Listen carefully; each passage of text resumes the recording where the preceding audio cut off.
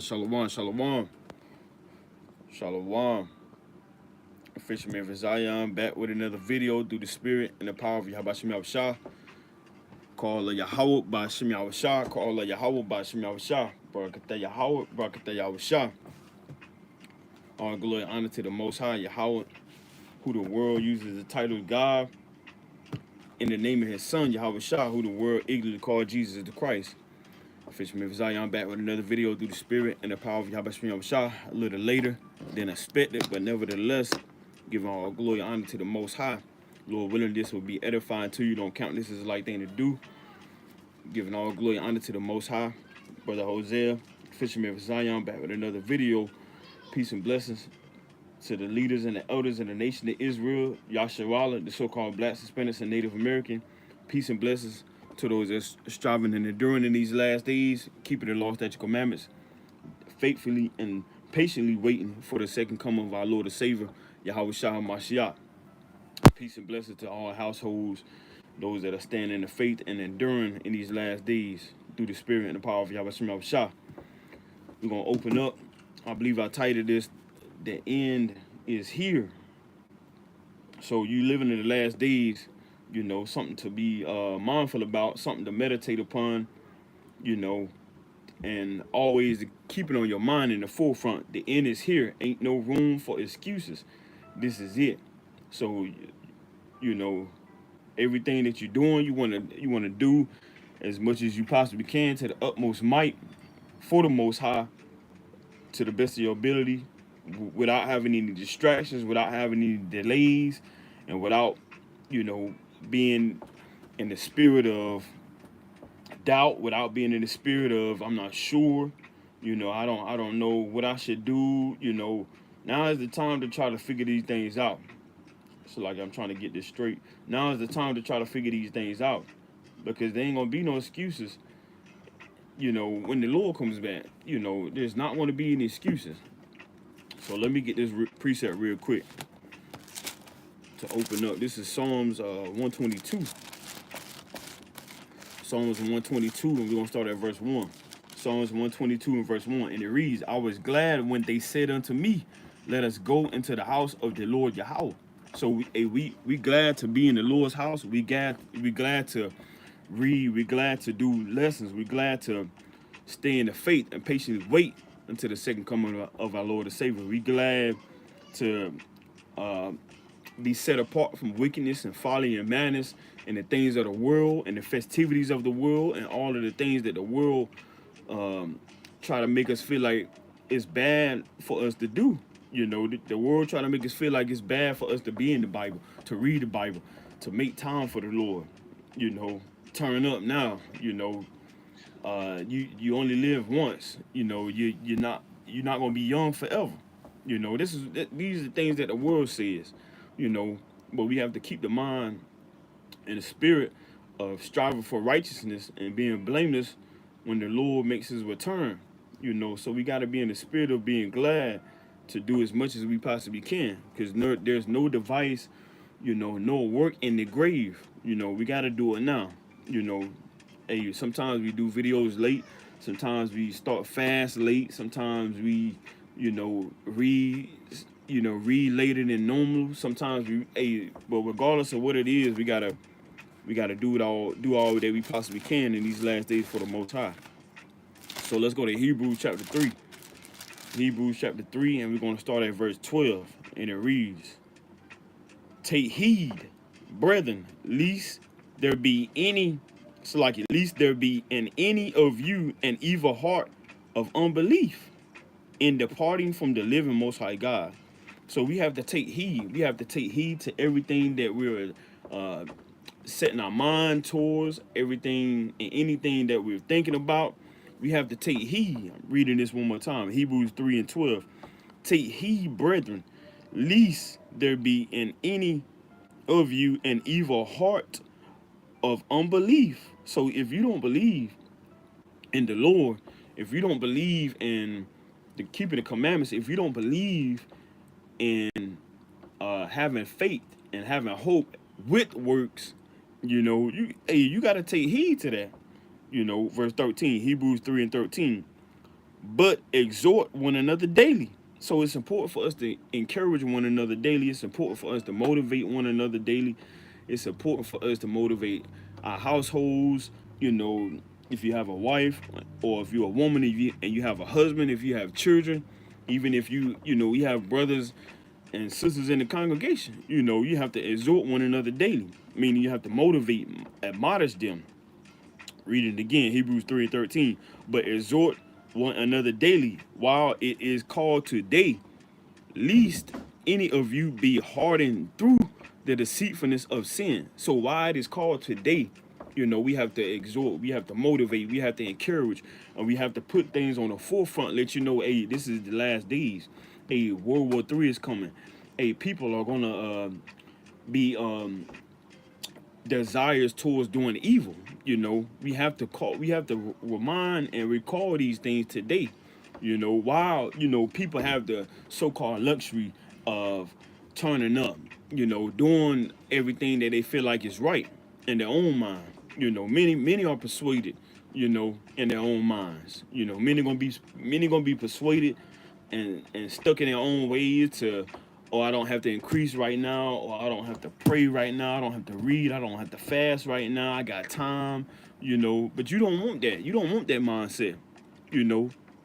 Least any of you be hardened through the deceitfulness of sin, you know. So Lord willing, this video and this lesson will be edifying, but nevertheless, let's get straight to it. Let's go to Genesis chapter 3.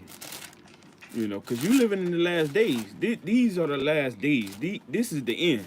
It's the end. The so-called white man rulership is coming to an end. You got people, all they talking about is Donald Trump. Donald Trump won. Donald Trump, doing his rallies. He doing his all his preparations for the election coming in so-called November. So everybody is focused on who gonna be the next president. Everybody focused on what's gonna be the next movie coming out. What's gonna be the next album a so-called rapper is dropping. What's gonna be the next shoes? What's the next latest trend? The next latest hip on TikTok. But you living in the last days. People are focused on what the NBA is doing, what the NFL is doing. So the men and women of the Lord and the children, the election that the Lord has set up, those they gonna be focused on the Lord. They're gonna be focused on getting themselves in order, in righteousness, storing up, having fruits of the spirit, love, joy, peace, kindness, and praying and fasting and doing all these things in these last days. While you got a lot of people, they just going with the wind and what the world is doing. But you don't want to have that mindset. You don't want to be stuck in a way and have your mind hardened, because the Lord, hey, He hardened Pharaoh's heart. The Lord hardened, a lot of people heart to have them not even really believe and not even really want to abstain from wickedness and folly and malice, but to have a mindset of thinking, oh, I got it together, oh, I got time, oh, I'm not that wicked, or I'm not that off. You don't want to have that mindset. We living in the last days. These are the last days right here. You got women getting raped, by 7 men. A woman got raped in India, you know, by 7 men. You had some men saying, oh, well, her husband didn't do much. He didn't really have as many bruises as she did. Then you got some saying somebody had a knife to the man's neck, so you can't really say that he won't doing nothing. But in these last days, you got all type of stuff going on, So if you ain't got your mindset on, watching and taking heed and being prepared and getting prepared, you're going to get caught out there. You're going to get caught out there, and it's going to be a bad day for you, because it's a lot of things that you got to put on the table. You got to count the cost, like Luke 14 says, in Proverbs it talks about, you preparing your tools and seeing what tools you got to build with, so you got to count the cost and seeing, okay, that when this day come, okay, what am I willing to be confident in? Because a lot of people not gonna be confident in them last days. Them days when the Lord comes back, the days where the missiles drop, weeping and gnashing of teeth, So let's talk and let's get straight to it. This is Genesis chapter 6, and I'm gonna start at verse 11, and it reads: The earth also was corrupt before Most High God, and the earth was filled with violence. So even in the days of Noah, the earth was corrupt and was filled with violence. So it's no new thing than what we have now. Now you got the earth corrupt, and with violence. You got people that don't believe in the Most High God. You know, you got many that once knew there was Israelites and seen the mysteries, seen being woken up, seen the breakdowns and heard the breakdowns and the precepts, and everything was supple with them, and then they just left. You got men leaving the Lord, you got men that was following the Lord, left the Lord, and even the 70 disciples, and you read about in the so-called New Testament, that left the Lord as well. You know, so hey, the earth is filled with corrupt, and it's nothing different from when it was dealing with Noah and what's dealing with now. Genesis 6:12. And the Most High God looked upon the earth, and behold, it was corrupt, for all flesh had corrupt his way upon the earth. Let me get a quick precept right quick, Ecclesiastes. So the earth is corrupt, you know. This is Ecclesiastes, I believe I want chapter 7. Chapter 7, and because you got a lot of people that they transgenders, you got a lot of I don't even know if I can say that without jamming up the channel. But you got a lot of men they want to lay down with men. You got women they want to lay down with women. You got people that don't want to follow the commandments. And it's getting worse. These days that we're living in is worse than what our forefathers was dealing with. Cause people just feel like they can do what they want. They can call the shots. This is Ecclesiastes chapter 7, and I'm gonna start at verse 29. Lo, this only have I found, that Most High God had made man upright. So man was supposed to be upright. Man wasn't supposed to be corrupt and evil and wicked, and boasting and what they can do with their hands, and how much money they got, how many women they can get, how much wisdom, knowledge, and understanding they got, how many breakdowns they think they know, how many precepts they can quote, how many videos they can do a day. Hey, man was not supposed to be going off like this, but you have the evil grain sown, in Adam, and you had, men come about as 50 rags that you read about in Isaiah 64th chapter. So the Lord made man upright, but man want to do what they want to do now. You got corrupt, you got wicked doers and iniquity, on a high level. Reading this again. Lo, this only, Ecclesiastes 7:29. Lo, this only have I found, that Most High God hath made man upright, but they have sought out many inventions. So the Israelites, so-called blacks, Hispanics, and Native Americans, they sought out many inventions because the world was made for their sake. The Lord gave you, just about everything that you need. But man want to do what they want to do. Man feel like they can call the shots. And they can, boast in everything that the Lord gave them and everything that the Lord created. But hey, that's not supposed to be like that. So just how we read this in Genesis, the Lord is looking upon the earth now just like he did in the days of Noah, and he's disgusted with it. He's irate with it, So reading this again, going back to Genesis 6:12, and Most High God looked upon the earth, and behold, it was corrupt, for all flesh had corrupt his way upon the earth. Let me get another quick precept right quick. And on Sirach 41, I didn't really have these written down, but it was kind of on my spirit. This is Sirach 41:8. This is Ecclesiasticus in the Apocrypha, and we always encourage others to get Apocrypha. Mine's jammed up. Get your Apocrypha. You can get it on Barnes & Noble.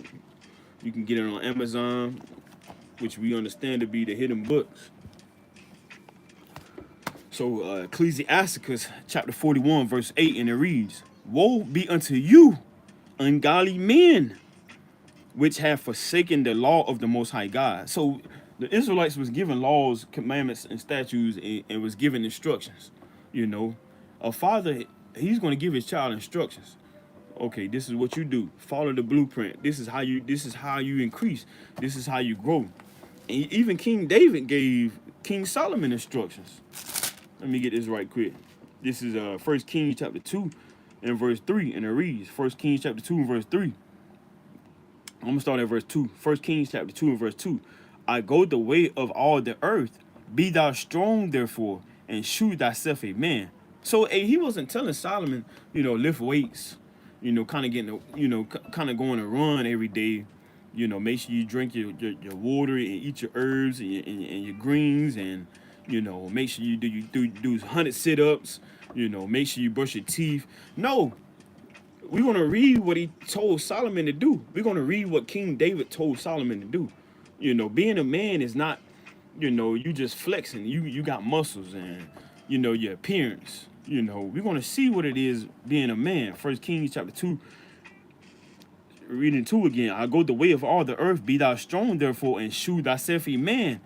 Verse 3, and keep the charge of the Lord. So, we supposed to keep the charge of the Lord. The Israelites supposed to be the one that's showing other people, all right, this is how you keep the commandments. Y'all don't want to keep you nations, you Edomites, you Moabites, and you Ammonites, and you Jebusites, and you Hamites. Y'all, hey, look at us. Look, this is how we supposed to do it. So when you get to the kingdom of heaven and be a slave, this is how you're going to do it. So, the Israelites supposed to keep the charge. And for other Israelites that don't want to keep the charge, the righteous Israelites got to stand up and say, this is what it means, and this is what it is, and this is how you follow the Lord. So reading this again, 1 Kings 2 and 3. And keep the charge of the Lord, thy most high God, to walk in his ways, to keep his statutes and his commandments. That's what being a man is. Keeping the Most High God's statutes and commandments, and his judgments and his testimonies, as it is written in the law of Moses, that thou mayest prosper in all that thou doest, and whithersoever thou turnest thyself. See that? So that's really what we supposed to be doing, keeping the law, statutes, commandments, and it's many of them, not just 10. So going back to Sirach 41 and 8, Ecclesiasticus 41 and 8. Woe be unto you, ungodly men, which have forsaken the law of the Most High God. So, now we dealing with corrupt. Now we dealing with wicked doers. Now we dealing with, trans and homos and fags and freaks and people that just want to be engulfed in witchcraft and philosophy and going after their own understanding. Sirach 41:8. Woe be unto you, ungodly men, which have forsaken the law of the Most High God. For if ye increase, it shall be to your destruction. So you may have a mind say, dang, it seems like they doing well, and the Lord ain't cutting them off. Well, that's a day reserved for those that you feel like ain't gonna get cut off. It's a day reserved for those that don't want to do what the Lord says. That don't want to listen to the man of the Lord, the service that the Lord reserved and set on the corners and the highways and byways, week by week, day by day, and those that put lessons together, and those that try to bid the lost sheep back to the Lord. It's a day reserved for them, and the end is coming right now. It's literally coming and brewing up, because the Lord is really about to close that door, short to say. So going back to Genesis chapter 6 and verse 13. So like it's 6 and 12. And Most High God looked upon the earth, and behold, it was corrupt, for all flesh had corrupt his way upon the earth. Verse 13. And Most High God said unto Noah, the end of all flesh is come before me, for the earth is filled with violence through them. And behold, I will destroy them with the earth. You see that? So even in the days of Noah, the Lord said all flesh has come to an end. Now we know that it's going to be an end to the righteous as well. Because a reward is coming. The Lord said in Revelation a reward for righteousness, and you got a reward for wickedness. You know, so everybody will be given that reward. Let me see if I can find this precept right quick. This is Revelation chapter 22. It's 1 and 22. And it's another one that I want to get. I'm gonna get this from Revelation 22 first. This is Revelation chapter 22, and I'm gonna start at verse 11. Revelation 22 and verse 11, and it reads, "He that is unjust, let him be unjust still, and he which is filthy, let him be filthy still, and he that is righteous, let him be righteous still, and he that is holy, let him be holy still." Because you got some that's they just hardened. They minds is just hardened, and they stuck in their own ways. They feel like they too good to have somebody tell them what to do. You know, this is one reason why a rich man, it's hard for him to get in the kingdom of heaven. And this is why a lot of women, they gonna get judged, because you can't tell them nothing. They want to show their bodies, they want to twerk, they want to be harlots, they want to be freaks. That's a day reserved for those that have their minds and their spirits and set in their own ways. You know, let me get a quick precept right quick. If this is what I want. In Wisdom of Solomon. Wisdom of Solomon. Let me get this real quick. I'm trying to hold this Bible verse while I'm holding this. Wisdom of Solomon chapter 6. And I'm gonna start at verse 10. Wisdom of Solomon chapter 6 and verse 10, and it reads, "For they that keep holiness holy shall be judged holy, and they that have learned such things shall find what to answer." So if you stand set apart, you know, don't let nobody try to get you to go back to doing something wicked. You know, this is why you have to separate yourself from, you know, such matters, you know, and keep doing what you're doing, you know. And you feel like you know, you're not getting rewarded. You feel like the Lord ain't answering your prayers. You feel like the Lord ain't, you know, giving you that increase that you feel like you should have. As we just read, let me read it one more time. Wisdom of Solomon 6 and 10. "For they that keep holiness holy shall be judged holy." So when the Lord judge you, whenever he judge you, whenever that time may come, you know, he's going to judge you holy. "And they that have learned such things shall find what to answer." So going back to Revelation 22 and verse 11, "He that is unjust, let him be unjust still. And he which is filthy, let him be filthy still. And he that is righteous, let him be righteous still. And he that is holy, let him be holy still." You know, keep doing what you're doing, holding on, you know, because it's a reward for holding on, and it's a reward for those that don't want to keep the commandments, that don't want to be righteous, that don't want to build themselves up and put away the evils of what they're doing, and don't want to amend and come back to the Lord. Verse 12. "And behold, I come quickly, and my reward is with me to give every man according as his work shall be." So every man, the wicked man, the righteous man, the wicked woman, the righteous woman, the children that didn't follow the ways of righteousness, the parents that was wicked, every man, every woman, every child will be rewarded for everything. So don't be envious and jealous of a wicked doer. You know, you see people scamming. You know, you might have heard about somebody in Atlanta scamming somebody, you know, taking credit cards, and they living their life. They got the best cars, and you just broke down. Your house is jammed up. Your car jammed up. You know, it's a reward for everything, you know. And so, like we just read right here, going back to Genesis 6 and 13, "And Most High God said unto Noah, the end of all flesh is come." So the end of your sufferings for doing righteousness, the end is going to come, and then you're going to be rewarded. And for those that's wicked, the end is going to come, you know, and they're going to be rewarded for their wickedness. Let me get this real quick in Matthew, because the Lord spoke about the same thing that Noah, that we read about in Genesis. Matthew chapter 24 and verse 36. Matthew 24 and verse 36. "But of that day and hour knoweth no man, no, not the angels of heaven, but my Father only. But as the days of Noah were, so shall also the coming of the Son of Man be." So the same way you had people that was corrupt in the days of Noah, that's going to be the same way now. That's what the Lord just said. You know, you got a lot of people that just gonna be wicked, you know, and you don't want to just be, you know, kind of just getting by saying, I'm not like him, you know, I'm not like, hey, you better increase and you better be on fire for the Lord. Because I don't know what that day gonna be like. I need to increase and be on fire. And you don't know what that day like, you know. So, hey, we don't need to be complacent and stuck in the ways and the mind saying, well, I'm not like him. So I'm alright, you know. Nah, we not alright. We need to pray more. We need to fast more. We need to read more.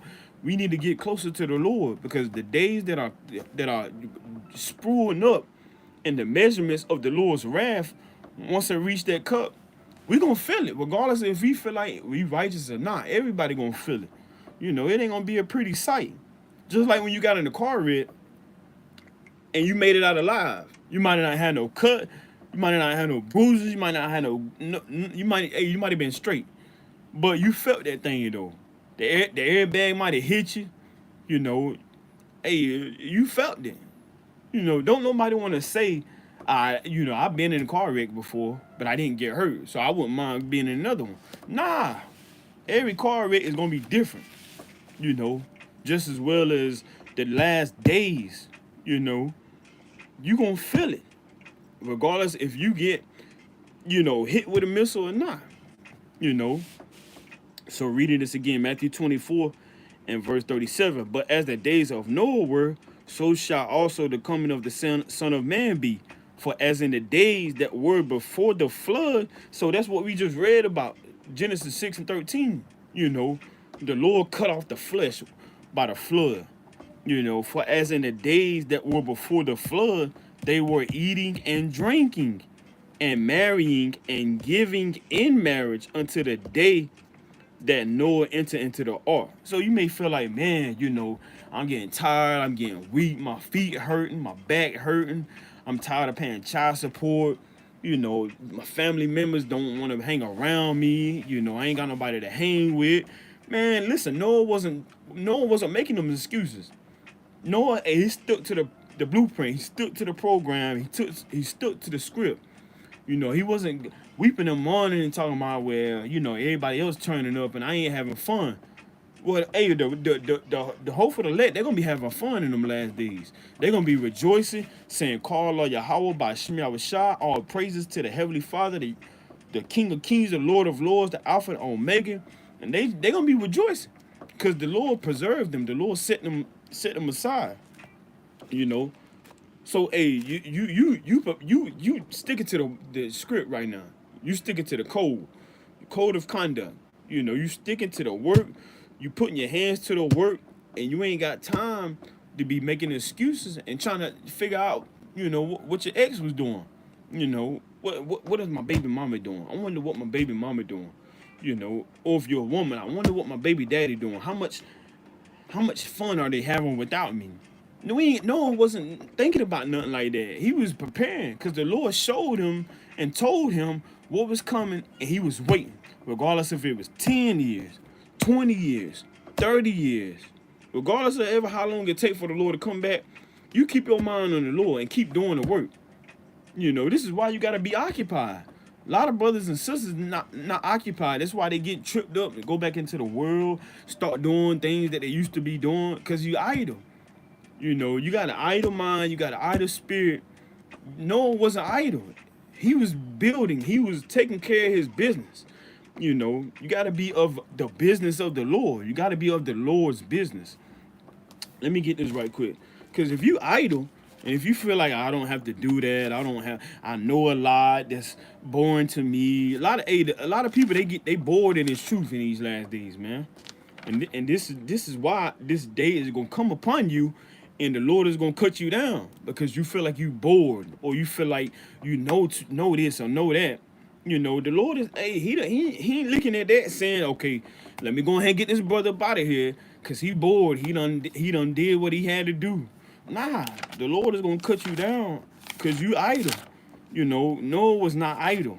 You know, he was doing the work of the Lord. Let's go to in the Apocrypha. Let's go to Sirach chapter 33. And I'm gonna start at verse 25. Sirach chapter 33, verse 25. If thou set thy servant to labor, thou shalt find rest. So we looking for rest. It's laboring, keeping the commandments.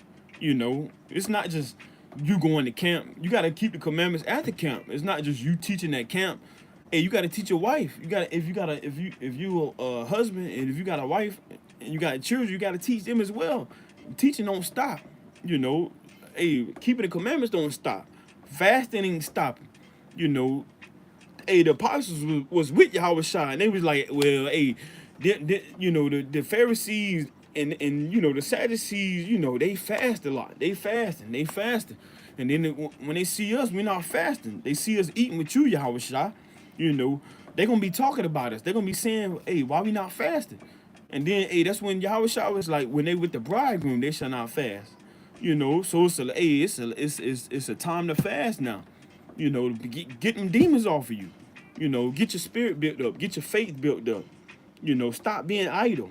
So at 33 and 25 again, if thou set thy servant to labor, thou shalt find rest. But if thou let him go idle, he shall seek liberty.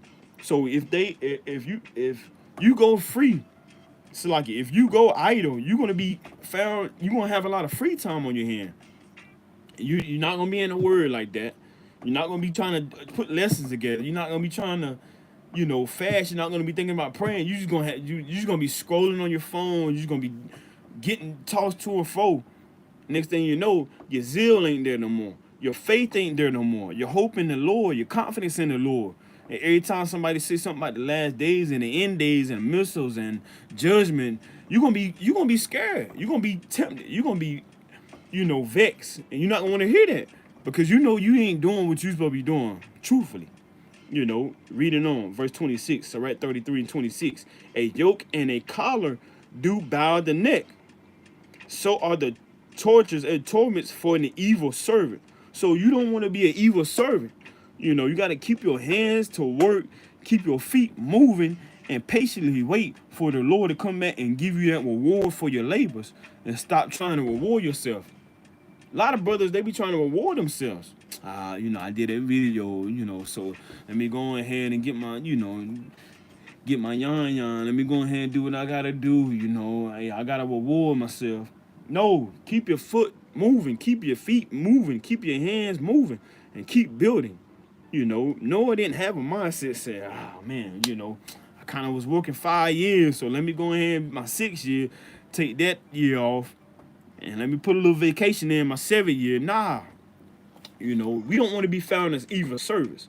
You know, hey, you can read a little bit more on that. Matter of fact, I'm gonna keep reading. It's mighty. So we're at 33 and 26 again. A yoke and a collar do bow the neck. So are the tortures and torments for an evil servant. So you gonna go through hell in this truth. You know, and if you don't keep working, hey, the Lord gonna jam you up. You trying to figure out why you got jammed up. Hey, truth be told, you got jammed up because you was idle, you know, and the Lord got to jam you up some more, you know, and then you're going to go back to the Lord. You're going to try to do a fast, you know. You done turn your back in the Lord's vineyard. Done pull out a chair and done sat down. Got to keep your hands moving and your feet moving. Verse 27, send him to labor that he be not idle, for idleness teacheth much evil. So you can't be idle because you're going to get caught up in that day. As we read in Revelation 22, he that is just, let him be just still. He that is holy, let him be holy still. You know, continue doing what you're doing. Don't wait for nobody to pat you on the back because you teaching, because you praying, because you're giving alms, you're giving charity. You want somebody to see you. Man, the hell with that. We ain't trying to be seen. You know, we trying to store up these rewards in the kingdom of heaven. So when the Lord comes back, the men that's working and the women that's working, the women that's sewing garments and putting garments together, nourishing their children, keep doing what you're doing. You know, get that spirit off of you feeling like you got to be rewarded for the things that you're doing. You know, hey, I don't want nobody to tell me thank you or brother, you're mighty. You know, keep doing. Hey, listen, you know, the flesh is weak, man. And the mind is corrupt, and the mind is evil. Just like we just read in Genesis chapter 6. You know, Stop thinking you got to be rewarded right now. Oh, I need a house. I'm kind of mighty right now, so I need a bigger house. I need a bigger car. I need a bigger congregation. I need more men around me. I need more women around me. That's wicked. That's wicked. That's a wicked mindset to have. You know. So hey, we gotta go to labor, man. We got labor to do.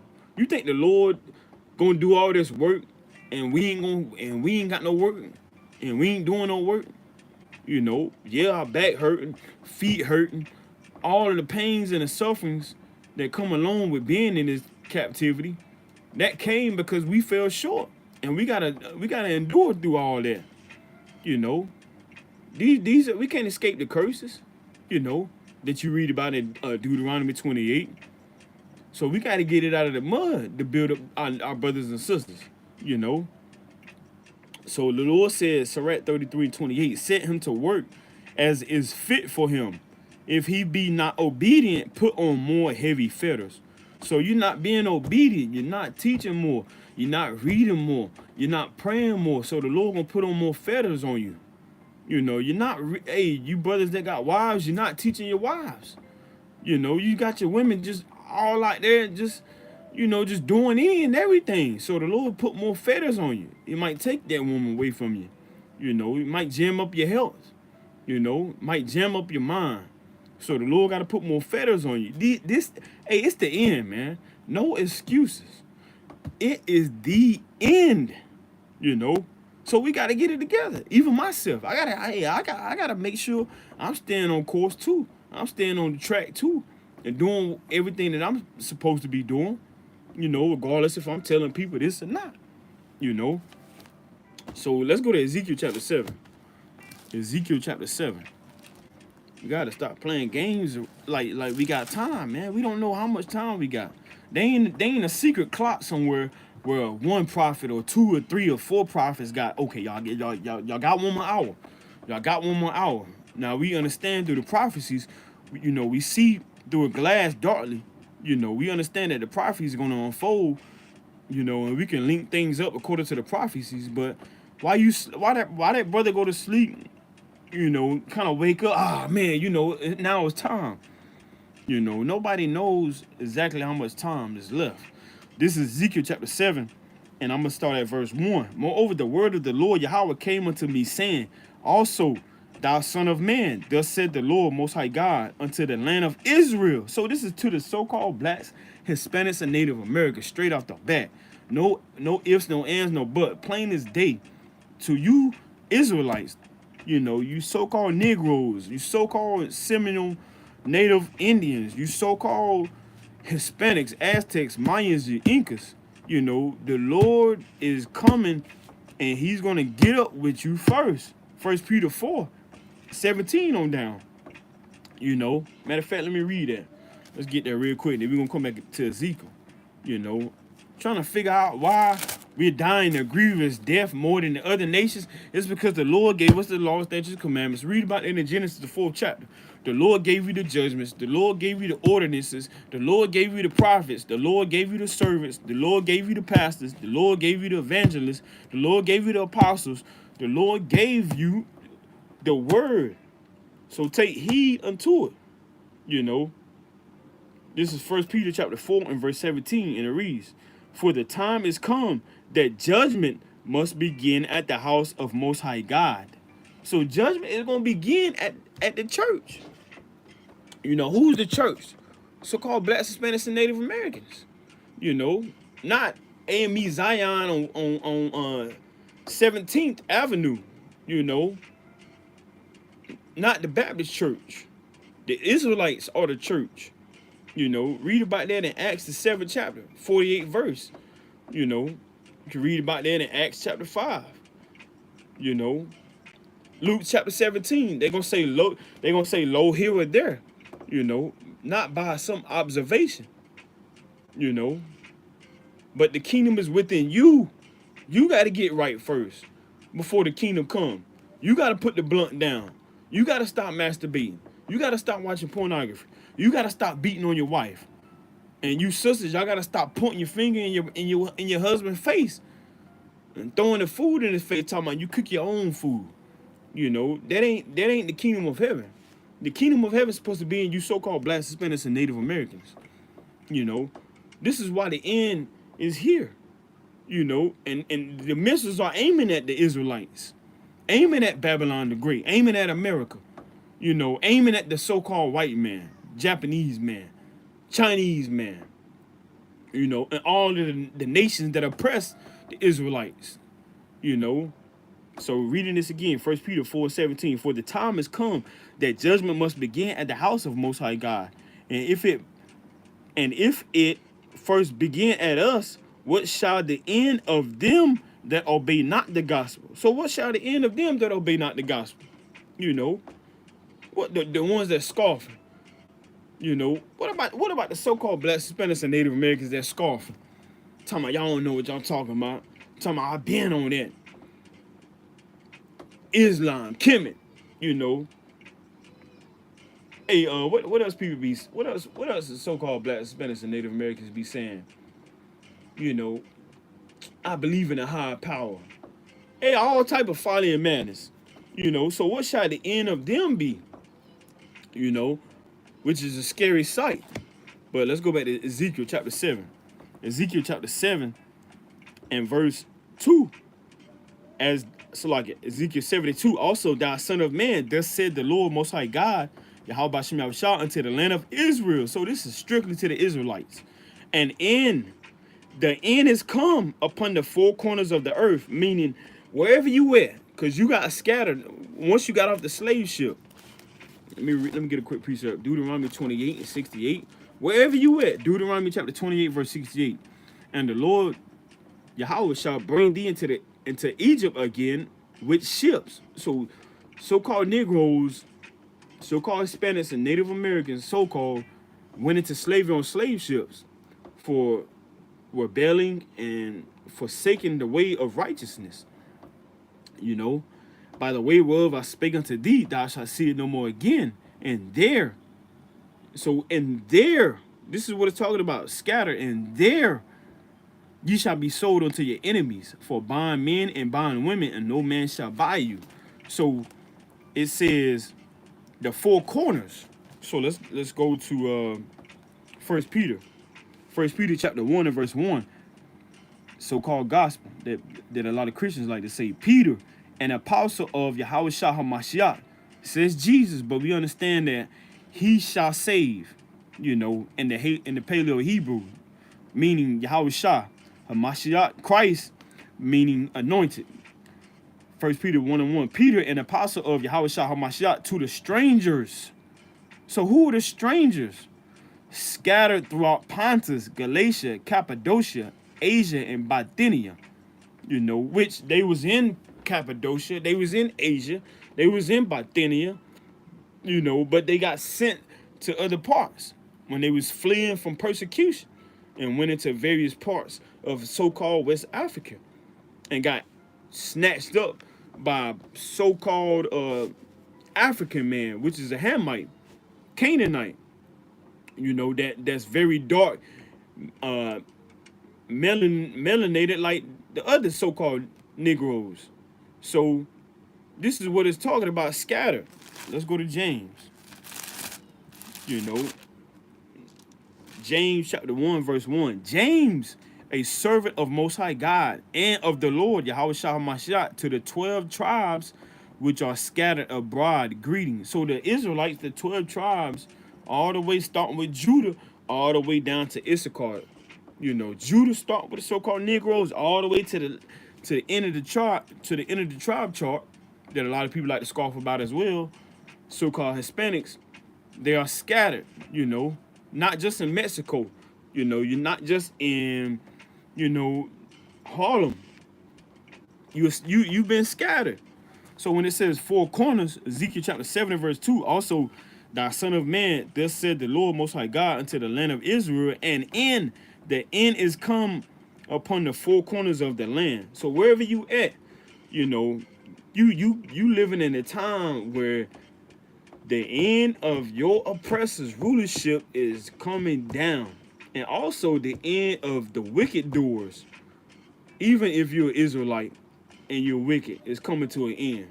This is why the Lord said in Psalms, who's going to rise up for me against the workers of iniquity? That's talking about the Israelites. Let me get that right quick. Psalms. Let's get this precept right quick. Who is going to rise up for me against the evildoers? Let's get Psalms 91. It's like Psalms 94. Psalms 94 and verse 16. Psalms 94 verse 16. Who will rise up for me against the evildoers? Or who will stand up for me against the workers of iniquity? So iniquity is you going against the law, statutes, and commandments. And the law, statutes, and commandments was given to the Israelites. Let me get this real quick. This is Deuteronomy chapter 4. And I'm going to start at verse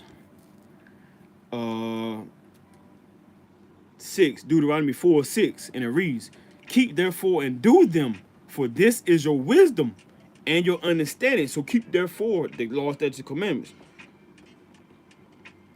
Keep therefore and do them, for this is your wisdom and your understanding in the sight of the nations, which shall hear all these statutes. Who are the nations?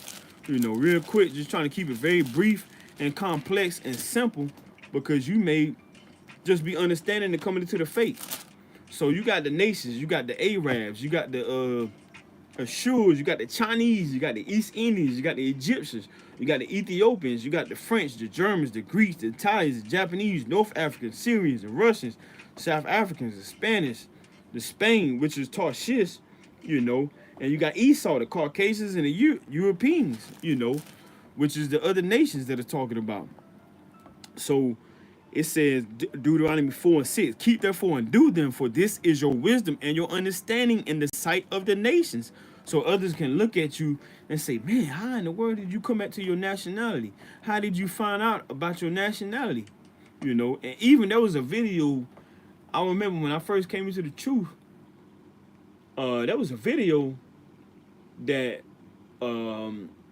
it was an old video from the elders, you know, and there was a man that pulled up in a limousine.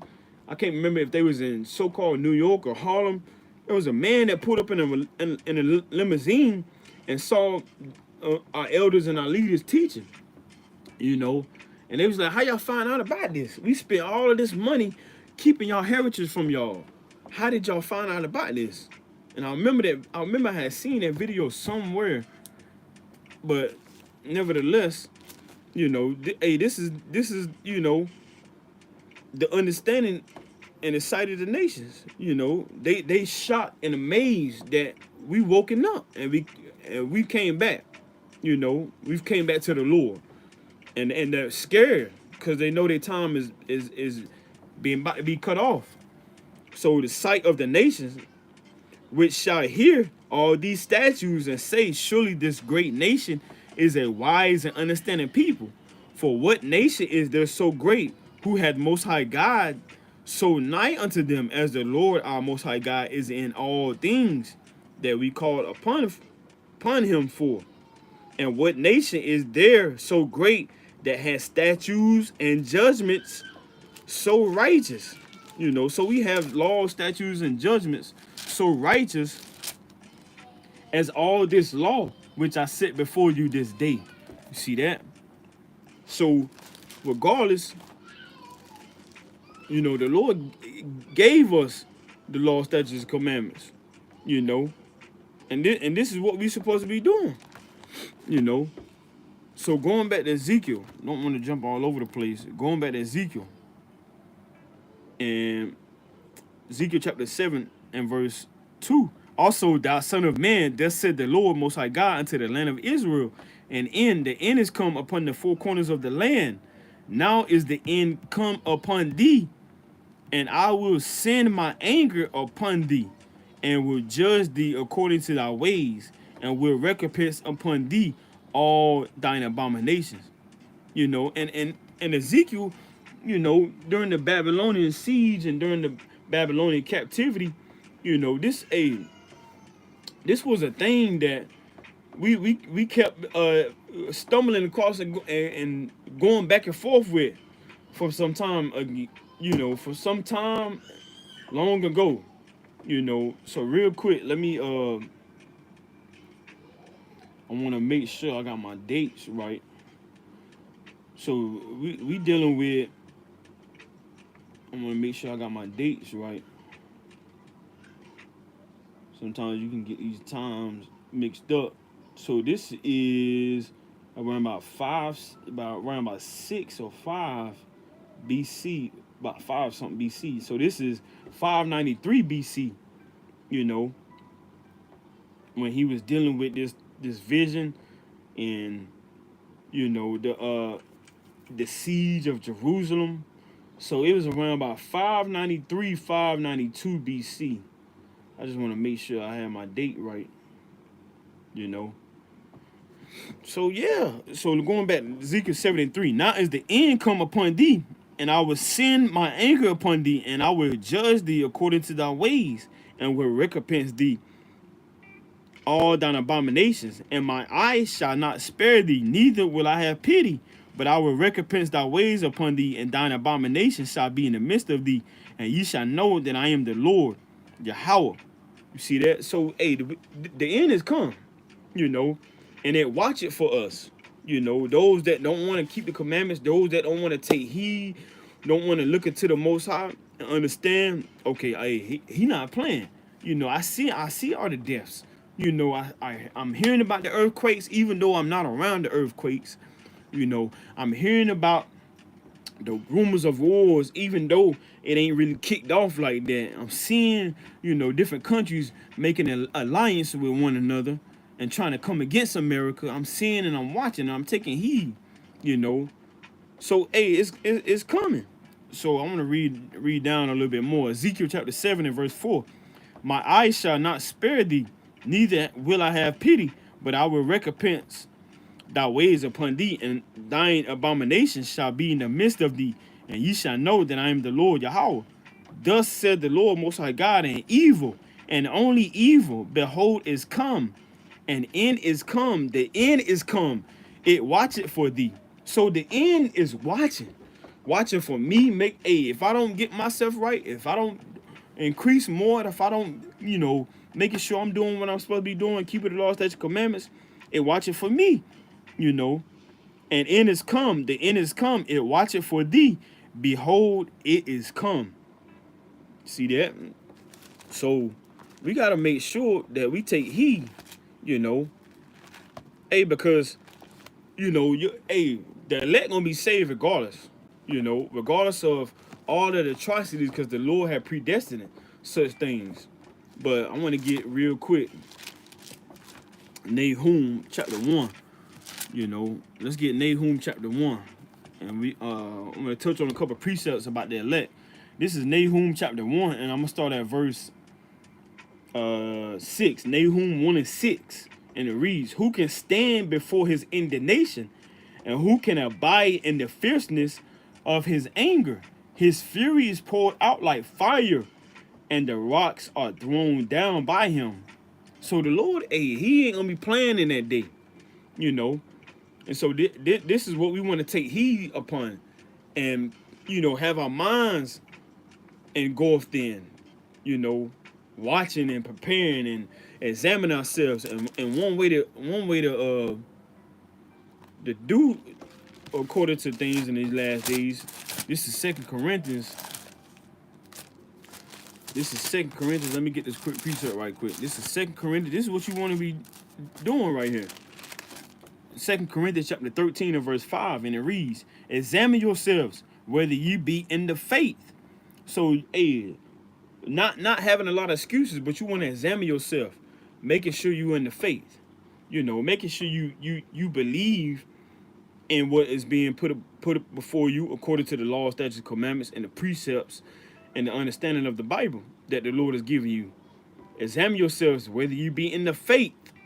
You know, you wanna believe and not just say that the Lord is a so-called black man from the tribe of Judah. You want to believe in that as well, you know, and you don't want to, you know, be carried away like the Christian church, you know, just only confessing with your mouth, you know. You got to have faith, you know, which we're going to get some precepts on it, but you got to have faith as well. prove your own selves. So you got to prove your own self. Can't just say you're an Israelite, man. You got to prove that. You know, you got to prove it when your body get weak, when your feet start hurting. You know, you got to prove that when spirits try to hop on you. You know, you can't just say, well, I got a woman. You know, I'm a man. You know, I pay my own bills. You know, I work. I make my own money. You got to prove that you a man of the Lord. You know, by doing the work of the Lord, by keeping the law, statutes, commandments, and you know, and not being idle. You know, prove your own selves. Know ye not your own selves. So you got to know yourself too. You know, you got to know when to be quiet. You got to know when you should speak and defend the words of life, the words of the Lord. You know, you got to know when your temper about to be flared up. You know, so you need to call on the Lord. You got to know yourself. Know ye not your own selves, how that Yahweh Shah HaMashiach is in you, except ye be reprobates. So, you gotta, you know, stop making excuses. You know, and you gotta turn back to the Lord, and you know, don't delay. You know, don't be hasty. So, who can stand before the Lord? Reading down in Nahum chapter 1 and verse 7. Going back to Nahum 1 and jumping down to verse 7. The Lord Yahweh is good, a stronghold in the day of trouble, and he knoweth them that trust in him. So you want to trust in the Lord as well, you know, and not to put so much trust in all of these other things that are upon the earth. Because, even Isaiah, the Lord said a lot of men trusted in the horses and the chariots. You know, they trusted in the strength that they can see, you know, but the real trust is when you can't see such things. This is Isaiah chapter 30, and I'm gonna start at verse. Let me see. I think I want Isaiah 31. Isaiah chapter 31. This is Isaiah chapter 31, and starting at the top. Woe to them that go down to Egypt for help and stay on horses. Because our forefathers went into Egypt, you know. Even when the famine kicked off, you know, Joseph and his brothers, you know, even so much so now, this is a spiritual Egypt that we're dealing with, you know, because, so like, even now, you still, you know, dealing with oppression. You may not have the chains and the shackles around you, may not have the chains and the irons of yokes around your neck and your arms and your feet, but, you still, it's a lot of people still don't know what nation they dealing with. Still don't know who they are, don't know their God-given nationality. You know, they still oppressed with being taxed. They're still oppressed with being killed, you know, and given government jurisdictions and government ordinances and decrees to go by and to follow. So this is a spiritual Egypt, you know. Isaiah 31 and 1. Woe to them that go down to Egypt for help and stay on horses and trust in chariots, because they are many, and in horsemen, because they are very strong. But they look not unto the Holy One of Israel, neither seek the Lord Yahweh. So you can't trust in America's money. You can't trust in America's, you know, strength. You know, the internet, which the Lord really set that thing up. The Lord set the internet up so the truth can run rampant too. You know, and the Lord basically gave us, you know, some help, you know, because you pushing the word on the streets as well as you pushing the word on the internet, you know, but you don't want to trust in Babylon the Great's strength, you know. So reading this one more time, Nahum chapter 1 and verse 7, the Lord Yahweh is good, a stronghold in the day of trouble, and he knoweth them that trust in him. So we're going to trust in the chariots, you know, Lord willing, and we're going to trust in the spirit and the power of the Most High and his angels and all of the things that he brings about. So I want to get Matthew 24 real quick. Matthew chapter 24. And I believe I want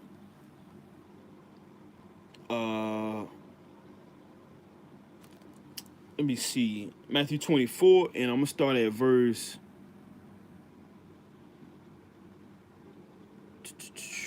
let me see. I'm gonna start at verse 20. I'm gonna start at verse 20. Matthew 24, verse 20, and it reads. And this is going into even when Jerusalem got, sieged by, the 70 AD, when Jerusalem was being trodden down and having to flee from Roman persecution. Matthew 24 and verse 20. But pray ye that your flight be not in the winter. So like it, but pray ye that your flight be not in the winter, neither on the Sabbath day, for then shall be great tribulation, such as was not since the beginning of the world to this time, no, nor ever shall be. So when they was fleeing, they was getting put to flight. This is why the Lord told the women,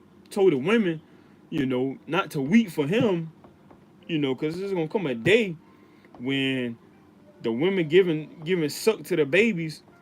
It's gonna come a time when it's gonna be very harsh for them. So even so much so, when the nation got trodden down and had to be scattered, and sent into various parts of the so-called West Africa, the Lord prophesied about that. The Lord prophesied about such things that was going to happen to the nation, to the Jews, mainly so much so at, that specific moment. And so much so now you got the worst times that will ever be that is coming. And if you got your mind on some wickedness and on some folly, you're not realizing the dynamic and the magnitude of what's coming. It's important for you to have this on your mind. So read it. I'm gonna go back up to verse 19 on what I was just talking about. Matthew chapter 24 and verse 19. And woe unto them that are with child, and to them that give suck in those days. So even in those days, you had women that had babies, that was fleeing, because Jerusalem, hey, it was trodden down, and so the Lord prophesied about that. This is how we got jammed up and got mixed and mingled in with other so-called dark-skinned Africans, Hamites, because we felt like, okay, let's blend in and let's blend in with the Hamites. So during that time, women was on the move, and so this is what the Lord was talking about, and this is why we should pray now that our flight don't be in the wintertime, no on the Sabbath. Even though we know our brothers and sisters got put to flight when they was fleeing from persecution, but so much so now, we don't know what day and time is going to be like in that specific moment, so we got children, we got, households and things like that. So we got to have our minds stayed on righteousness because we don't know.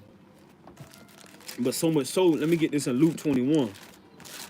Luke 21, and I want to start at verse 20, so like 34, Luke 21 and 34, and it reads, and take heed to yourselves, lest at any time your hearts be overcharged with surfeiting, meaning an oversupply, a surplus, and drunkenness and cares of this life, and so that day come upon you unawares. So you don't want that day to come upon you unawares because you're not taking heed. You're not really got your mind set on it. Every day that we wake up and get to see, it's a day first and foremost to glorify and give reverence and honor to the Most High and thank Him for the breath that we have in our bodies. But to much so prepare ourselves for the days that are coming, because we're not going to be just sitting around and have the luxury to read the Bible in those evil days. We're not going to be sitting around when the missiles dropping, just saying, well, I think I might go on a fast today. We're not going to be able to do that. That time, we're not going to be able to have the options on what we can do now. Is not going to, options ain't going to be like that in those days. So reading this again, Luke 21 and 34, and take heed to yourselves, Least at any time your hearts be overcharged with surfeiting and drunkenness and cares of this life, and so that day come upon you unawares.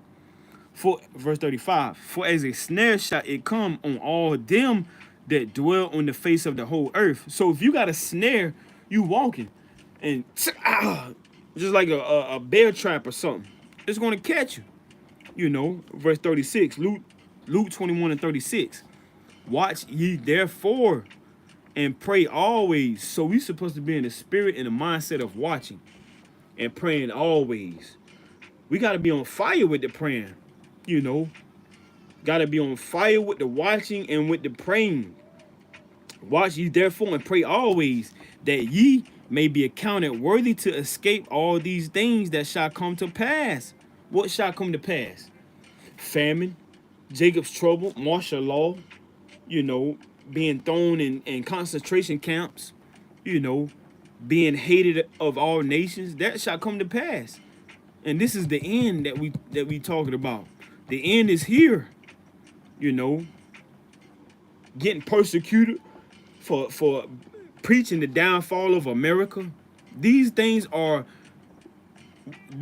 these are things that are supposed to come to pass.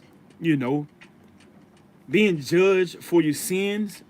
These things are literally coming upon us. All these things that shall come to pass, and to stand before the Son of Man. So Lord willing, we can stand when the Lord makes his return. Let me get a quick precept right quick. In Sirach. This is Sirach chapter 37 and verse I'm gonna start at verse 30. Sirach chapter 37 and verse 30. Ecclesiasticus in Apocrypha 37 and 30. For excess of meats bringeth sickness, and surfeiting will turn into choler. So you're gonna, it's gonna kind of make you not think about it. You're gonna be numb. You ain't even gonna be phased by it, because you giving into so much of comfortability. Got your feet kicked up, and you're not worried about what's coming. It ain't, you can't just be, oh, I know I'm an Israelite. I'm satisfied with what I know. Preparations don't stop. You can't stop the preparations for the second coming of your Lord and Savior, Yahweh Shah HaMashiach. Meaning much so to the Israelites. So I want to get this quick precept in Psalms right quick, because it ain't no excuses. You gotta make haste. This is Psalms 119, and I'm gonna start at verse 59. Psalms 119 and 59. I thought on my ways and turned my feet unto thy testimonies. So, like we read in 2 Corinthians 13 and 5, we gotta think on our ways. We can't think ourselves to be so high and mighty, and not be able to look down upon our brother. Not Saul, but his name was Saul, but he became Paul. But Apostle Paul said in Corinthians that if somebody was weak, that it would burn him. We should be in the spirit in these last days. That if our brother is weak, it should be burning us up. Let me get that quick precept right quick. I believe it's in 2 Corinthians. If your sister is weak, you should be burning. This is 2 Corinthians 11 and 29. I'm gonna start at verse 28. 2 Corinthians 11 and 28. Beside those things that are without, that which cometh upon me daily, the care of all the churches. So we supposed to have a care for the churches, like Apostle Paul had. We supposed to be making sure that, you checking on brothers, you checking on sisters, and you loving one another. Because this is gonna come a day you're not gonna be able to do that. You're gonna be longing to know if this person is okay, or if that person is okay. You're gonna be longing to know if brothers is still alive, if sisters is still alive. If anybody got put to death for the word. Who was a witness, who was martyred, who was thrown in the concentration camp. So the days is gonna come when we gonna be caring for the churches in our minds, but so much so we gotta care for the churches now. Not just your camp or that camp, hey, but praying for other camps too, regardless of the doctrines or regardless what the issues and the divisions looking like. Verse 29, 2 Corinthians 11-29, who is weak and I am not weak? Who is offended and I burn not? So that's the same spirit that Apostle Paul took on. He said, who is weak and I'm not weak? Who's offended and I don't burn? So, hey, one of my brothers is offended, hey, I gotta be upset. I gotta be hot about that thing.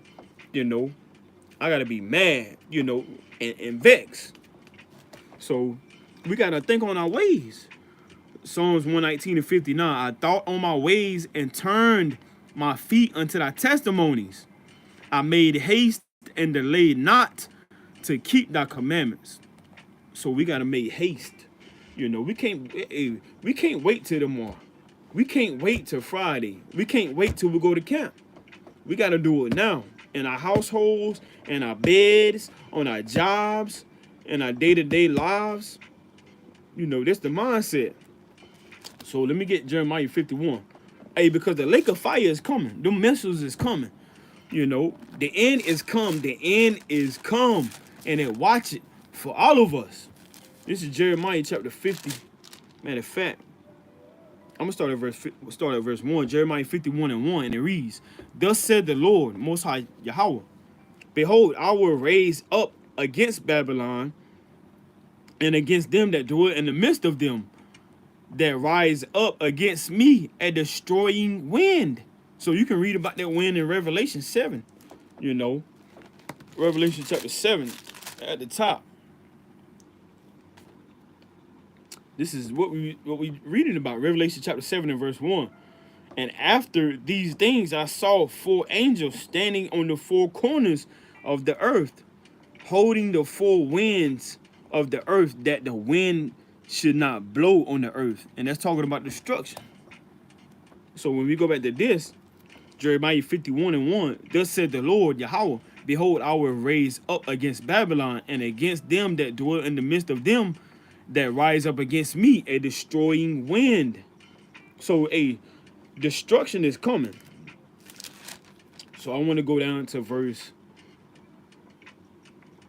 I want to jump down, getting to a point that I want. I'm gonna jump down to verse 10, Jeremiah 51-10, and it reads, the Lord Yahweh hath brought forth our righteousness. Come and let us declare in Zion the work of the Lord our Most High God. Make bright the arrows, gather the shields. The Lord Yahweh hath raised up the spirit of the kings of the Medes, for his device is against Babylon, to destroy it, because it is the vengeance of the Lord Yahweh, the vengeance of his temple. So, hey, first and foremost, this is talking about missiles. ICBM missiles, nuclear warheads, and things that John the Revelator also saw as well when you read Revelation. So, hey, this is talking about them arrows. It's talking about the missiles. Let me get another precept, and then I want to touch on the vengeance part. So, let's get Isaiah real quick, because it's fuel in those missiles. This is Isaiah 9 and verse 5, and it reads, for every battle of the warrior is with confused noise, the garments rolled in blood. So it's going to be bloodshed in that day, and it's going to be chaos, garments rolled in blood, but this shall be with burning and fuel of fire, So that burning and fuel of fire, hey, that's going to be what to be as them arrows coming from the third heavens. Let's get Revelation chapter 11. Revelation chapter 11, and it reads, the second woe is past. It's like Revelation 11-14. Revelation 11-14. The second woe is past. So the second destruction is past. Hey, you had many destructions in America, and many other countries, the second destruction is past, and behold, the third woe cometh quickly, which woe understands and it is interpreted to be destruction. Revelation 11:14. The second woe is past, and behold, the third woe cometh quickly. So this is going into, you know, what we know to form the lake of fire, which, you know, when you looking up, as the vision was and the dream was, somebody looking from on high, and they looking down, and it was just nothing but fire, you know. So going back to Jeremiah 51, Jeremiah 51 and verse 11. Make bright the arrows, gather the shields. The Lord Yahweh had to raise up the spirit of the kings of the Medes, for his device is against Babylon to destroy it, because it is the vengeance of the Lord Yahweh, the vengeance of his temple. And so I wanted to get a quick precept in Sirach real quick. This is Sirach. Nah, I'm not gonna get that, but I'm gonna get, I believe I want 30. This is Sirach chapter 39, and I'm gonna start at verse 27. Sirach chapter 39 and verse 27. All these things are good to the godly, so to the sinners they are turned into evil. And that's talking about the things that the Lord blessed and gave to the nation of Israel, which you read about in 26, Sirach 39 and 26, talking about the water and the fire and the iron and salt and flour and things like that. Verse 28, Sirach 39 and 28. There be spirits that are created for vengeance, which in their fury lay on sore strokes. So those spirits are the angels. So you got angels set up to do specific things. That's why when you read in Revelation chapter 7, it says, let's go back to Revelation 7 and 1 again. Revelation chapter 7 and 1. Because the end is literally beholding this day in a specific account. Revelation chapter 7 and verse 1. And after these things, I saw 4 angels. So when we read in Sirach chapter 29, it says there be spirits. So the angels are spirits. And how do we know that? Let me get a quick precept in Hebrews. Hebrews chapter 1, and I'm gonna start at verse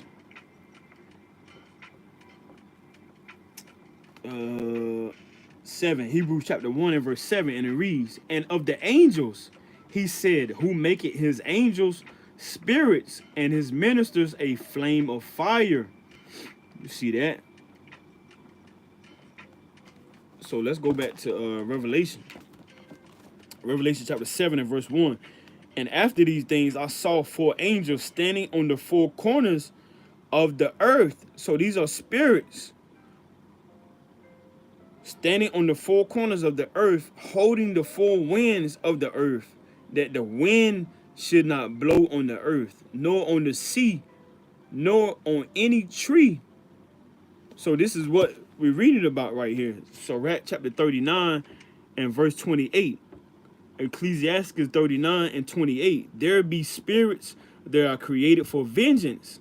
So that's the vengeance that we just read about in Jeremiah 51 and verse 11. So reading it, Sirach 39 and 28. There be spirits that are created for vengeance, which in their fury lay on sore strokes. In the time of destruction they pour out their force and appease the wrath of him that made them. See that? Now, reading on, verse 29, fire. So this is fire. Well, a lot of to understand and know to be the lake of fire. You know, fire and hell and famine and death. Hey, what's one of the things that happened in Egypt with the 10 plagues? You had hell. You had the animals dying. You had the firstborn dying of the Egyptians. and you have fire that came down from the third heavens. You know, and what happened in Sodom and Gomorrah? Fire. You know, so this is how the Lord shows his vengeance. This is how the Lord shows his wrath. You know, so you gotta look at this and take heed upon that. This ain't a day you want to just hear about right now and just act like, okay, you know, I heard about that. It is what it is. No, this ain't nothing to play with. The Most High ain't nothing to play with. You know, if you a man, you know, that understands how the Lord gets down, you can't just think about this one time and just act like the next day, okay, you know, I got your house shot. So if I fall, I fall. I can go off. No. You know, anybody that you know, willfully sins and continues to feel like they got it together, you know, this day is set up for them. You know. So it says, Sirach 39:29, fire and hell and famine and death, all these things were created for vengeance. You know, and you can read a little bit more on that. Talks about the beast and the teeth of the wild beast and things like that. But going back to Jeremiah 51, you know, Jeremiah chapter 51, reading this one more time, Jeremiah 51:11. Make bright the arrows, gather the shields. The Lord Yahweh had to raise up the spirit of the kings of the Medes, for his device is against Babylon to destroy it, because it is the vengeance of the Lord, the vengeance of his temple. You see that? So the Lord is going to get up with all of those that did wicked to the Israelites, and the Lord is going to get up with, you know, a lot of those that, you know, was much so being wicked that are Israelites as well. And let me get this quick precept right quick. In Sirach. This is Sirach chapter 40. Sirach chapter 40, and I'm gonna start at verse. Let me see where I want to start at. I'm gonna start at verse 8. Sirach 40:8. Such things happen unto all flesh, both man and beast, and that is sevenfold more upon sinners: death and bloodshed, strife and sword, calamities, famine, tribulation, and the scourge. These things are created for the wicked, and for their sakes came the flood. So like we read in the beginning, for their sakes came the flood. Like you, if you missed the first part, as soon as we open it up, Genesis chapter 6 and verse 13. And the Most High God said unto Noah, the end of all flesh is come before me, for the earth is filled with violence through them, and behold, I will destroy them with the earth. So the Lord destroyed with the flood. And so how is the Lord going to destroy in the latter days? He's going to destroy it with nuclear missiles and with the fire. So like we just read, Sirach 40 and 10, Ecclesiasticus and Apocrypha chapter 40 verse 10. These things are created for the wicked, and for their sakes came the flood. See that? So let me get another one right quick. Revelation chapter 20. Revelation chapter 20, and I want to start at verse 14. Matter of fact, I'm gonna just get Isaiah 66. That's a mighty one too, but I'm gonna get Isaiah 66 right quick. Isaiah chapter 66, and I'm gonna start at verse 15. Isaiah 66 and verse 15. Revelation 20 and 14 go with this as well. For behold, the Lord Yahweh will come with fire, and with his chariots like a whirlwind, to render his anger with fury and his rebuke with flames of fire. So the Lord is going to be rebuking when he makes his return. You know, when the Lord sends those missiles, those are for rebuke, you know, and to plead with flesh that feel like they didn't have to keep the commandments. They didn't have to believe on him. you know, that believes, you know, the Bible was a mythological book, was a fantasy, was a fairy tale, was a fable, was a folklore or something like that. You know, the Lord is going to be laying upon, you know, sore strokes. So reading this again, Isaiah 66:15, for behold, the Lord will come with fire, and with his chariots like a whirlwind, to render his anger with fury, and his rebuke with flames of fire. For by fire and by his sword will the Lord plead with all flesh, and the slain of the Lord shall be many.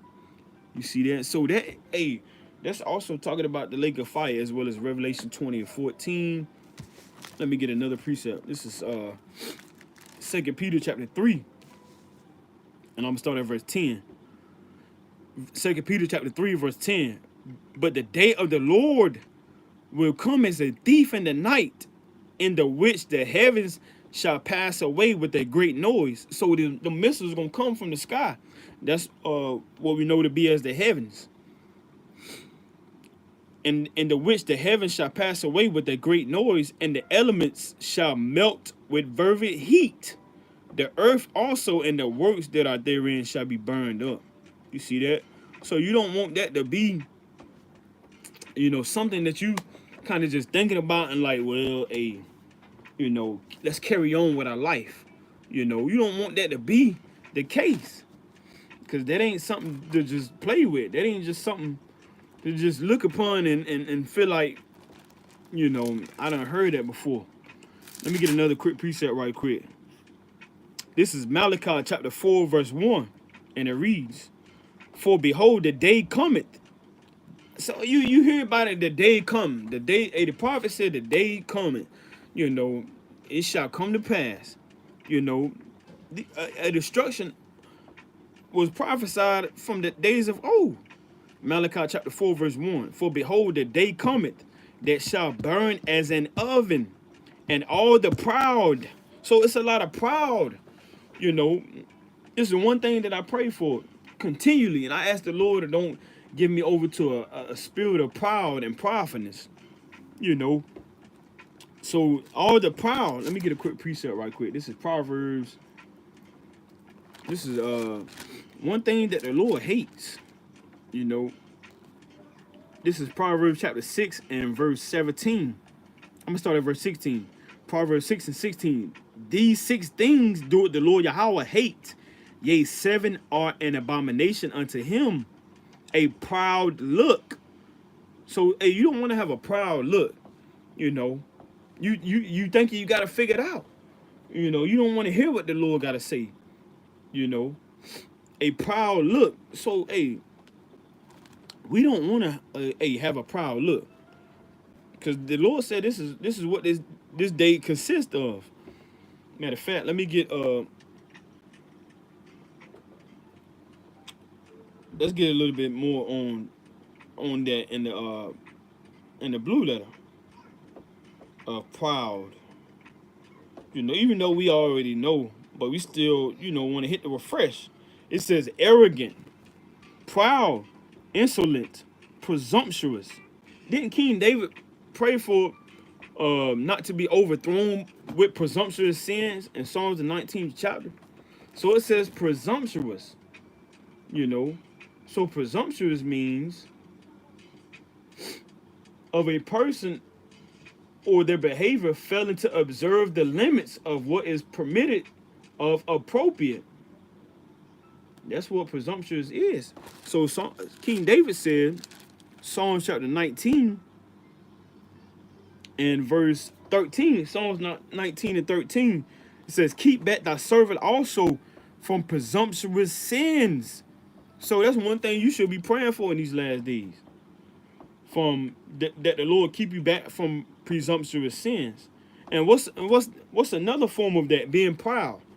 You know, so we can't have any excuses in these last days. And you can't say the Lord didn't show you, the Lord didn't warn you. You know, and you want to get around somebody that's fearing the Lord as well.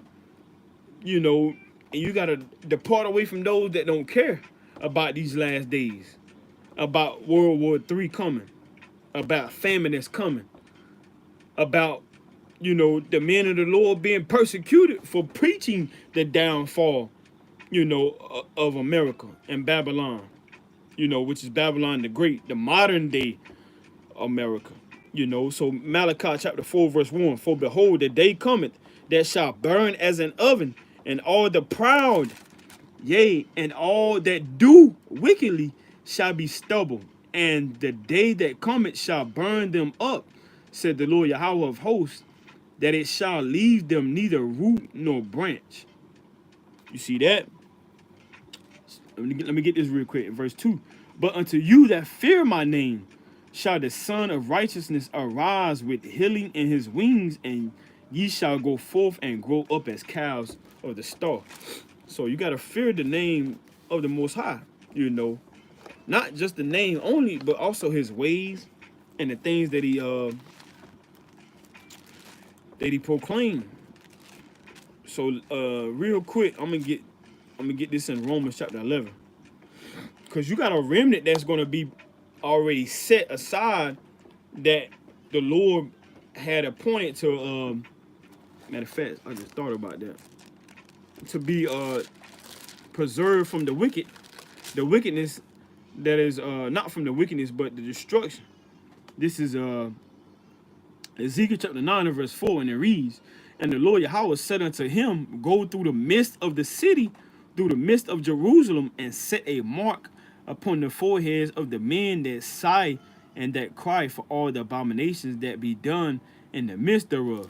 And so we know that and understand that to be none other than, you know, set aside from being jammed up.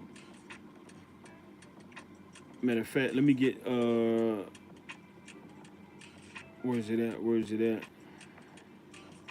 At Mark, it says exemption from judgment. So the Lord got certain ones as the elect exempt from judgment. So real quick, let me get this in Romans chapter 11. I got a couple more things that I want to touch on, and then we're gonna wind down, Lord willing. Romans chapter 11, and I'm gonna start at verse. I'm gonna start at verse 2. Romans chapter 11 and verse 2. Most High God had not cast away his people, which he foreknew. So we're talking about a predestination, a remnant that was set up. You know, so the Lord got certain Israelites reserved to not be destroyed during the times of World War III and Jacob's trouble. And we know, like the Lord said, not all men are going to taste of death, meaning some men are going to be brought back. You know, as you read 1 Thessalonians chapter 4 and verse 13 all the way down, you know, some would die believing and having faith and trusting in Yahweh Shah, and they're going to be brought back when Yahweh Shah returns, and they're going to be caught up into the chariots, you know. And so also the Lord has an elect. The Lord has an election sealed. So that's what we're reading about. Romans chapter 11 and verse 2. Most High God had not cast away his people, which he foreknew. What the scripture said of Isaiah. Talking about, you know, we're going to read about Elijah, and as well as things that Isaiah spoke about, how he make an intercession to Most High God against Israel, saying, Lord, they have killed thy prophets and dig down thine altar, and I am left alone, and they seek my life. But what said the answer of Most High God unto him? I have reserved to myself 7,000 men, which is a number of completion. 7,000, a number of completion. I have set up, Salagia. But what said the answer of Most High God unto him? I have reserved to myself 7,000 men who have not bowed the knee to the image of Baal. Even so, then, at this present time also there is a remnant according to the election of grace. And if by grace, then is it no more of works? Otherwise, grace is no more grace. But if it be of works, then is it no more grace. Otherwise, work is no more work. So the Lord set aside a certain number. Real quick, I'm gonna get a quick precept because a certain number has to be cast away and destroyed, and a certain number has to be of the remnant that we read in Zechariah. This is Zechariah chapter 13, and I'm gonna start at verse 8. Zechariah chapter 13 and verse 8. And it shall come to pass that in all the land, said the Lord Yahweh, two parts therein. So like in Zechariah chapter 13 and verse 8, and it shall come to pass that in all the land, said the Lord Yahweh, two parts therein shall be cut off and die. So 2/3 of the nation of Israel is going to be cut off. You know, many of them hardened for their own wickedness. Many of them, you know, are engulfed and just want to deal with idolatry and don't want to serve the Lord. They just want to be set in their own ways. So one way that they got to be cut off is by, you know, the lake of fire, you know, the missiles, and many other through famine, through pestilence, through plagues, and, you know, through the sword, through guns, World War III, and things like that, you know. And it shall come to pass, Zechariah 13 and 8, and it shall come to pass that in all the land, said the Lord, two parts therein shall be cut off and die, but the third shall be left therein. So that third is the 1/3. Verse 9, Zechariah 13 and 9. And I will bring the third part through the fire, and will refine them as silver is refined, and will try them as gold is tried. So you're going to be tried. You know, you're going to be tried through persecution and afflictions, through pains, through sufferings, through losing family members, through the testing of your faith and things like that.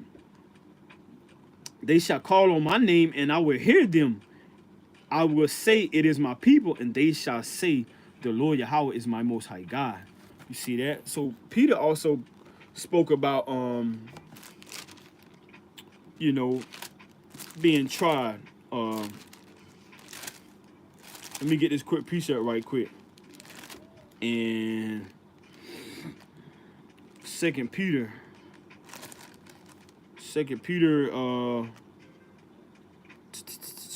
let me see.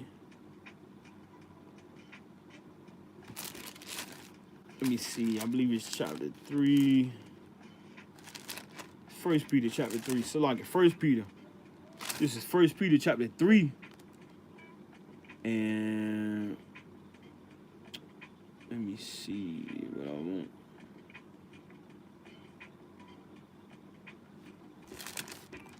So like I might be overlooking it.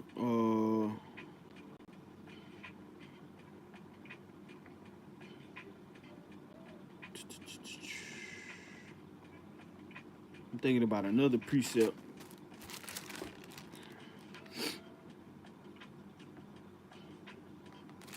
Let me see. Where's it at? So like, let me get this quick precept right quick. As we just read. Matter of fact, until I find it, I'm gonna just get this right quick. Cause you're gonna have to suffer. That's what it was talking about being tried with the in the fire. This is Acts chapter 14, and I'm starting at verse 22.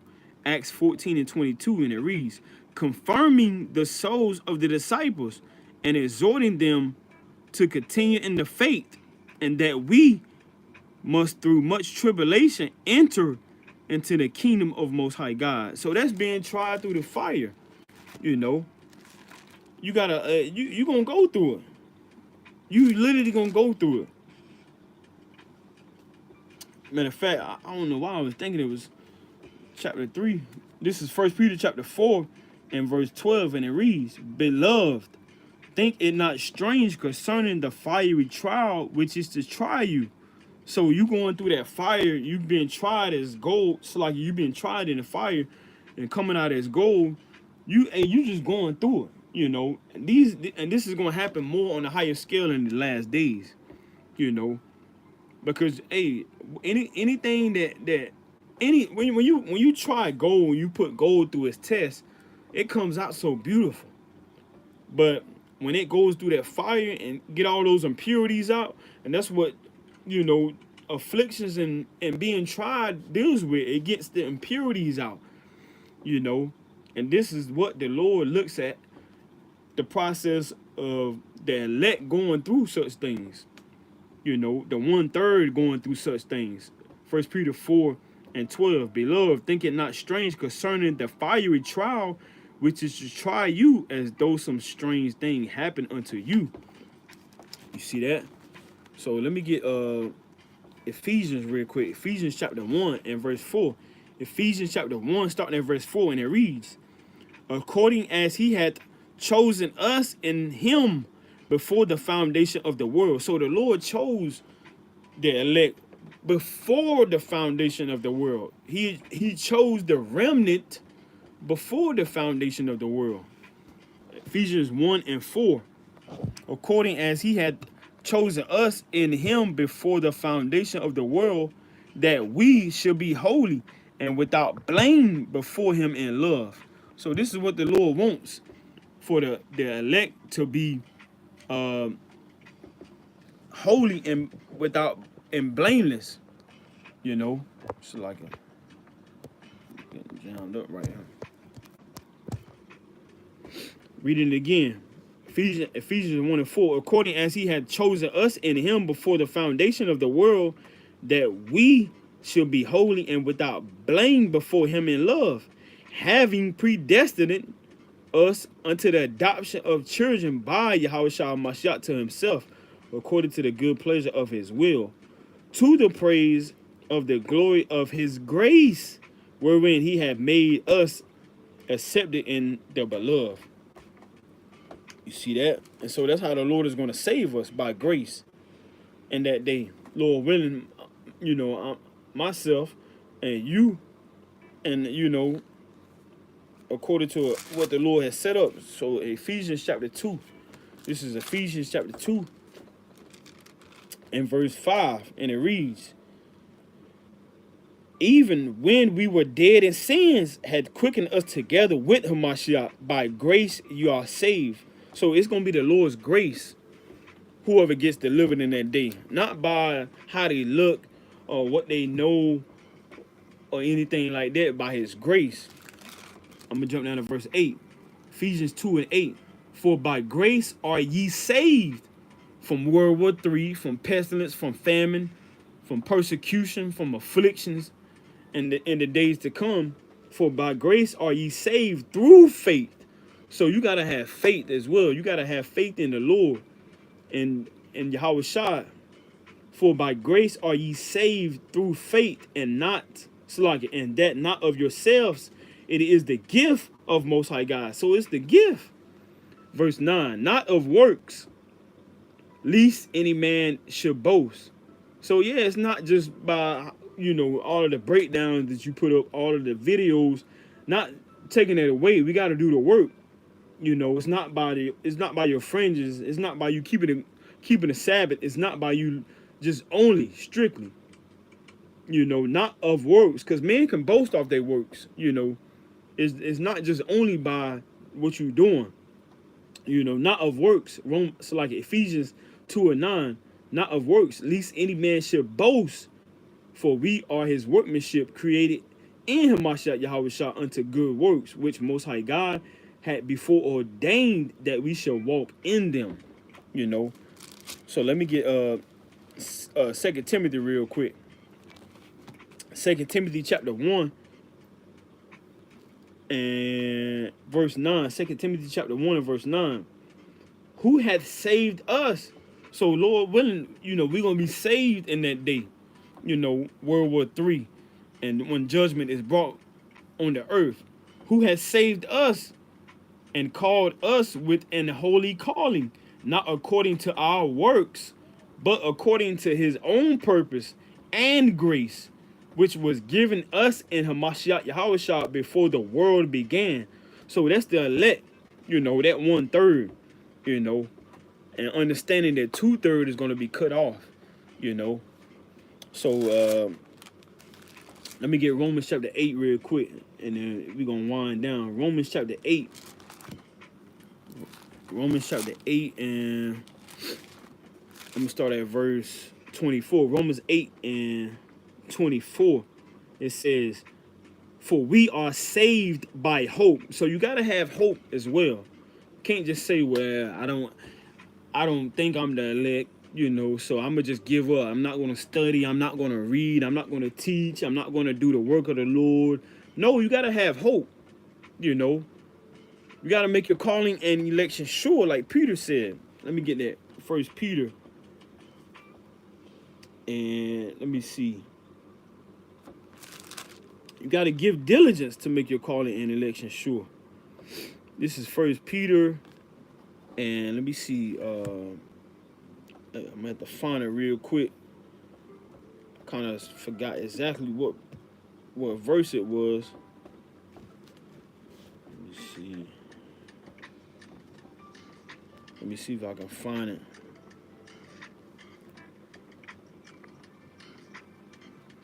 First Peter.